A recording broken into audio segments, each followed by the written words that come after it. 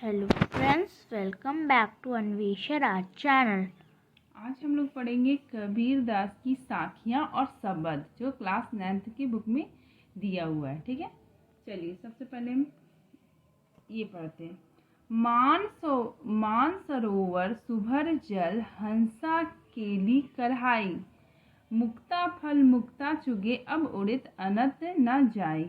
ठीक है, इसमें कबीर दास जी कहते हैं कि मानसरोवर मतलब क्या होता है? तालाब। ठीक है ना। शुभर शुभर मतलब होता है भरा हुआ। ठीक है, केली मतलब क्या होता है? खेलना, कीड़ा करना। ठीक है, मुक्ता फल मतलब मोती। ठीक है, अनंत मतलब दूसरी जगह। ठीक है, अब देखिए इसमें कबीरदास जी कहते हैं, इसका कठिन वर्ड ये है कि तालाब का मतलब हो गया जीवन, जल का मतलब भक्ति, हंस का हो गया आत्मा और मोती से मुक्ति। ठीक है, इसमें कबीरदास जी कहते हैं कि एक तालाब है। क्या है? एक तालाब है। ठीक है ना, उसमें जल भरा हुआ, उसमें क्या है? जल भरा हुआ है। ठीक है ना, उसमें हंस खेल रही है। यहाँ पे लिखा हुआ ना, हंस केली कढ़ाई। ठीक है ना, तो यहाँ पे क्या है ना कि एक तालाब है, वो तालाब पूरा जल से भरा हुआ है और उसमें हंस क्या कर रही है ना, कीड़ा कर रही है, मतलब खेल रही है। ठीक है, और वो क्या कर रही है? मुक्ता मुक्ता फल मुक्ता चुगे, मतलब वो मोती को चुग रही है, खा रही है। ठीक है ना, और उसको उसमें बहुत मजा आ रहा है, बहुत आनंद की अनुभूति हो रही है। ठीक है ना। अब उड़ित अनंत न जाए, अब वो कहीं जाना नहीं चाहती, अब वो कहीं जाना नहीं चाहती है। वहाँ पे उसको बहुत अच्छा लग रहा है और इसी वजह से अब वहाँ कहीं जाना नहीं चाह रही है। ठीक है, इसीलिए मैंने यहाँ पे लिखा है कि मोती चुगते चुगते इतना मज़ा आ रहा है हंस को कि वह तालाब के अलावा दूसरी जगह कहीं जाना नहीं चाहती है। ठीक है, जहाँ हमको अच्छा लगता है, जाहिर सी बात है कि हम कहीं नहीं जाना चाहते हैं। ठीक है ना, तो कबीरदास अपने सेंस में लिखे हैं कि तालाब रूपी जीवन है। ठीक है ना, तालाब रूपी क्या है? जीवन है। जीवन में भक्ति भरी हुई है। ठीक है ना, जीवन में क्या है? भक्ति भरी हुई है। ठीक है ना, जीवन में वे भक्ति खूब कर रहे हैं और उन भक्ति में आत्मा खेल करी, हमारी जो आत्मा है वो क्या कर रही है? खेल कर रही है। ठीक है ना, हम लोग भक्ति करने में क्या होता है? हमारी आत्मा बहुत अच्छा महसूस करती है, आत्मा को बहुत मज़ा आ रहा है। ठीक है ना, खेल करते करते वह मुक्ति चुग रही है। ठीक है ना, मुक्ति। ठीक है, ये संसार से मुक्ति पाना चाहती है आत्मा, हंस हंस रूपी आत्मा वह मुक्ति पाना चाहती है और इस भक्ति को छोड़कर संसार के उलझन में नहीं पड़ना चाहती है। ठीक है ना, क्योंकि उस काम में उसे बहुत मज़ा आ रहा है, मतलब भगवान की, ईश्वर की भक्ति करने में क्या हो रहा है? बहुत मज़ा आ रहा है। ठीक है, और हमें भक्ति करनी चाहिए और भक्ति में मज़ा आता है, क्योंकि भक्ति से ही क्या मिलती है? मुक्ति मिलती है। भक्ति से क्या मिलती है? हमें मुक्ति मिलती है। ठीक है, और हमें बहुत अच्छा लगता है और उड़ के कहीं भी जाने का, अन्यत्र जाने का मन नहीं करता है। ठीक है, सांसारिक चीज़ों को। चलिए अब हम लोग नेक्स्ट देखते हैं। प्रेमी ढूंढत मैं फिरो, प्रेमी मिले ना कोई। ठीक है, यहाँ पे कबीर दास कहते हैं कि मैं भगवान के प्रेमी को ढूंढ रहा हूँ, लेकिन मुझे प्रेमी नहीं मिल रहा है, भगवान का कोई भक्त नहीं मिल रहा है। प्रेमी को प्रेमी मिले, अगर ईश्वर का भक्त को दूसरा प्रेमी मिल जाए तो सारा विश्व अमृत हो जाता है। मतलब यहाँ पे क्या होता है ना कि मान लीजिए दो अच्छे व्यक्ति मिल जाएंगे तो क्या होगा? अच्छाई और बढ़ेगी। ठीक है, इसीलिए यहाँ पे कबीर दास जी कहते हैं कि मैं भगवान का प्रेमी ढूंढता फिर रहा हूँ, मगर मुझे कोई प्रेमी नहीं मिल रहा है। ठीक है ना, ईश्वर का प्रेमी नहीं मिल रहा। यदि एक ईश्वर का प्रेमी दूसरे दूसरे ईश्वर के प्रेमी को मिल जाए तो सारा विश्व क्या हो जाएगा? अमृत हो जाएगा। ठीक है ना, सारी विश्व यानी बुराइयां अच्छाई में बदल जाएगी। ठीक है, कबीरदास यही सेंस में लिखे हैं। ठीक है, नेक्स्ट हम लोग देखते हैं। हस्ती छड़ी ज्ञान के, सहज दुलीचा डारी, स्वान रूपी संसार है, भूखन दे झक मारी। इसमें कबीरदास जी कहते हैं कि हस्ती मतलब क्या? हाथी। ठीक है ना, हाथी रूपी हम क्या करना चाहिए? ज्ञान। ठीक है ना, यहाँ पे लिखा है कि यहाँ कबीरदास कहना चाहते हैं कि व्यक्ति को ज्ञान रूपी हाथी की सवारी करनी चाहिए। ज्ञान रूपी क्या करना चाहिए? हाथी की सवारी करना चाहिए। और सहज साधना रूपी गलीचा, गलीचा मतलब होता है कारपेट। ठीक है ना, जो हम लोग बिछाते हैं, कारपेट बिछाना चाहिए। ठीक है ना, और संसार की तुलना वो कहाँ से की है? कुत्ते की जैसा की है। ठीक है ना, जो आपके ऊपर भौंकता रहेगा। ठीक है ना, जिसे अनदेखा करके हमें चलना चाहिए और वे एक दिन स्वयं चुप हो जाएंगे। क्या हो जाएंगे? झक मार के चुप हो जाएंगे, शांत हो जाएंगे। मतलब इसमें कबीरदास जी यही कहना चाहते हैं कि हमें क्या करना चाहिए कि हाथी की सवारी, ठीक है ना, ज्ञान रूपी हाथी की सवारी करनी चाहिए और उसमें कारपेट बिछा के अच्छे से ज्ञान की साधना करनी चाहिए। और जो स्वान रूपी संसार है, मतलब जो कुत्ता है, वो क्या करते रहेंगे, ये भौंकते रहेंगे और वो थक के चुप हो जाएंगे। ठीक है, चलिए नेक्स्ट हम लोग देखते हैं। पखा पखी के कारणे सब जग जग रहा भुलान, निरपक्ष हुई कि हरि भजे सो संत सुजान। इसमें कबीरदास बोल रहे कि पक्ष विपक्ष, ठीक है, मतलब लड़ाई झगड़ा इसके पक्ष में उसके पक्ष में, ठीक है ना। तो पक्ष विपक्ष के कारण हम क्या करते हैं कि कारण सब जग भुलान, हम सारे संसार को भूल जाते हैं। ठीक है ना, नहीं सब जग रहा भुलान, मतलब संसार में उलझ जाते हैं। ठीक है, इसीलिए यहाँ पे कबीरदास जी कहते हैं कि पक्ष विपक्ष के कारण यह समस्त संसार भ्रमित हो रहा है। ये सारा संसार क्या हो रहा है, भ्रमित हो रहा है। जो निष्पक्ष होकर, मतलब इन सब चीज़ों से अलग होकर ईश्वर का स्मरण या भजन करता है, वही क्या होता है, ज्ञानी होता है, संत होता है, वही चतुर और सज्जन पुरुष होता है। ठीक है, देखिए इसको मैंने और भी डिफाइन करके इसकी व्याख्या यह है कि संत कबीर दास कहते हैं कि पक्ष विपक्ष के कारण सारा संसार आपस में क्या करता है, लड़ाई करता है। ठीक है ना, लड़ता रहता है। ठीक है ना, और भूल भुलैया में पढ़कर प्रभु को भूल जाता है, मतलब वो सब लड़ाई झगड़ा में पड़ कर भगवान की भक्ति करना भूल जाता है। जो व्यक्ति इन सब झंझटों में पड़े बिना, ठीक है ना, निष्पक्ष होकर प्रभु भजन में लगता है, वही सच्चे अर्थों में क्या है, मनुष्य है। ठीक है, नेक्स्ट हम लोग देखते हैं।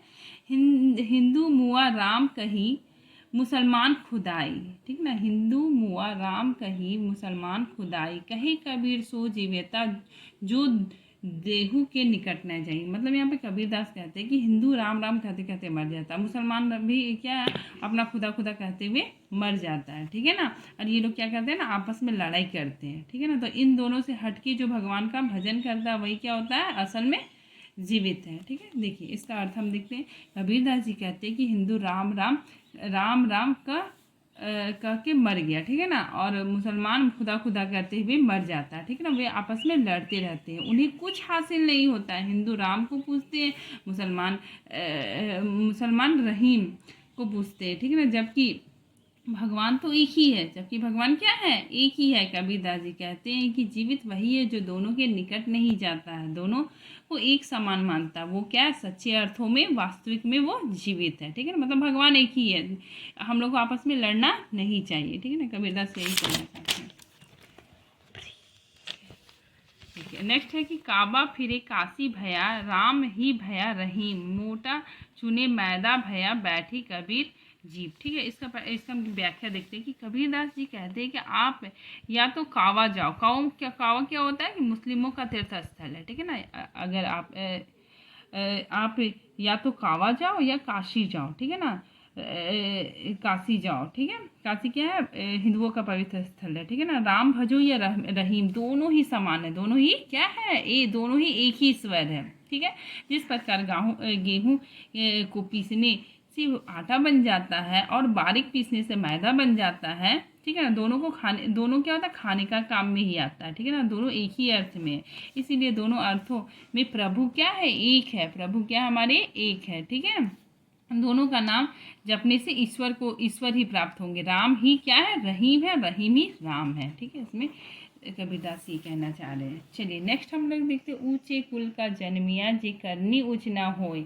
सुब्रन कलश सूर भरा साधु निंदा सोय। इसमें कबीरदास जी कहते हैं कि इन पंक्तियों में कबीरदास जी कहते हैं कि केवल उच्च कुल में, मतलब अच्छे कुल में जन्म लेने से कुछ नहीं होगा। ठीक है ना, जन्म लेने से कुछ नहीं होगा, उनके कर्म ज़्यादा मायने रखते हैं। ठीक है ना, अगर उसके कर्म अच्छे होंगे तभी वह अच्छा इंसान बनता है। जिस प्रकार सोने के कलश में अगर शराब रख दिया जाए, क्या रख दिया जाए, शराब, ठीक है ना, तो वो अमृत नहीं हो जाएगा, वह शराब ही रहेगा। ठीक है ना, बुरी वस्तु है तो वह बुरी ही रहेगी। उसी प्रकार ऊंचे कुल में जन्म लेने से बुरा व्यक्ति अच्छा नहीं हो जाता है। ठीक है ना, अच्छी सिर्फ उनके कर्म होना चाहिए। ठीक है ना, अच्छा कैसे बनेगा, इसलिए हमें क्या करना चाहिए, अपने कर्मों पे ध्यान देना चाहिए, हमें अपने कर्मों पे ध्यान देना चाहिए। ठीक है, नेक्स्ट हम लोग देखते हैं शब्द। शब्द में क्या कहते हैं कबीरदास, मुके कहाँ ढूंढे बंदे, मतलब मुझे कहाँ ढूंढ रहे हो तुम, मैं तो तेरे पास में, मैं कहाँ हूँ, मैं तुम्हारे हृदय में हूँ, तेरे पास में हूँ। ना मैं देवल, ना मैं मंदिर में हूँ।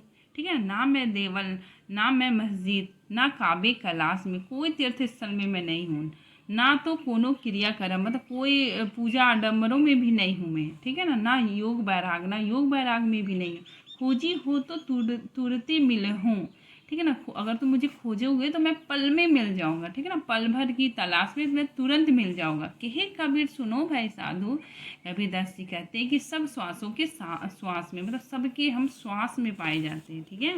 इसकी व्याख्या देखिए, इस पंक्ति में कबीरदास जी ने बताया है कि मनुष्य ईश्वर की खोज में भटकता फिरता है, ठीक है ना, तो कभी मंदिर जाता है, मस्जिद जाता है, कावा जाता है, ठीक है ना, मैं इन सब जगहों में नहीं मिलूंगा, ना ही पूजा पाठ आडंबरों में मिलूंगा, ना ही किसी तीर्थ किसी योग साधना वैराग्य में मिलूंगा। अगर तुम मुझे खोजना चाहते हो तो मैं तुम्हें पल भर में मिलूंगा, मैं तुम्हें क्या करूंगा, पल भर में मिलूंगा। अरे भाइयों सुनो, मैं तुम सबके सांसों में हूँ, ठीक है ना, सांसों में मिलूंगा, ठीक है। कबीरदास यही कहना चाह रहे हैं। नेक्स्ट हम लोग देखते हैं कि संतो भाई आई ज्ञान की आंधी रे। यहाँ पे कबीरदास बोल रहे हैं कि जब ज्ञान की आंधी आती है तो भ्रम की टाटी सबे उजाड़े, मतलब भ्रम का जो टाटी है हम लोग का, वो क्या हो जाता है, सब टूट जाता है। टाटी मतलब छप्पर, सब क्या हो जाता है, टूट जाता है। माया रहे ना बांधी, माया माया माया रूपी रस्सी भी हमको नहीं बांध पाती है, ठीक है ना, जब ज्ञान की आंधी आती है। हित चित्त की दे धुनी गिराई, मतलब मन की जो बुरी अवस्थाएं हैं वो भी क्या होते हैं, दो खंभे गिर जाते हैं, ठीक है ना। मोह बिलाड़ी टूटा, मतलब क्या होता है कि छप्पर का जो मोटा लकड़ी है वो भी क्या हो जाता है, टूट जाता है, ठीक है। तृष्णा छानी परी घर उभारी, मतलब जो हमारा तृष्णा है, हमारी जो इच्छा है वो भी क्या हो जाती है, खत्म हो जाती है, ठीक है ना। बुरी बुद्धि का भांडा फूटा, जो बुरी बुद्धि होता है उसका क्या हो जाता है, भांडा फूट जाता है, भेद खुल जाता है। योग युगति करे सो संत बांधी, मतलब इसमें बोल रहा है कि योग युवती जो संत लोग रहते हैं वो ऐसे अपने योग युवती से बांधते हैं कि नीरचो छुए ना पानी, उससे एक थोड़ा सा भी पानी नहीं छूता है, ठीक है। कूड़ा करपट काया का निष्काय, मतलब जब कूड़ा करपट क्या हो जाता है, हमारे शरीर से खत्म हो जाता है। हरि की गति जो जाने, जो भगवान को जानता है, उनकी भक्ति जो करता है, ठीक है ना। आंधी पीछे जो जल बूटा, मतलब आंधी के बाद क्या होता है, बारिश होती है, ठीक है ना। तो क्या हो जाता है, पूरा संसार भीग जाता है, ठीक है ना। प्रेम हरिजन भीना, मतलब जो हरि का भक्त है वो क्या हो जाता है, पूरा भीग जाता है प्रभु की भक्ति में। कहे कबीर भान के पकटे उदित भया तम खीना, मतलब इसमें बोल रहा है कि उसके बाद क्या होता है ना, पानी बरसने के बाद जब सूर्य का उदय होता है तो सारा जग बहुत ही एकदम साफ सुथरा नजर आता है, ठीक है ना, सारा अंधकार मिट जाता है, सारी बुराइयां खत्म हो जाती है, ठीक है। देखिए अब इसकी हम व्याख्या देखते हैं।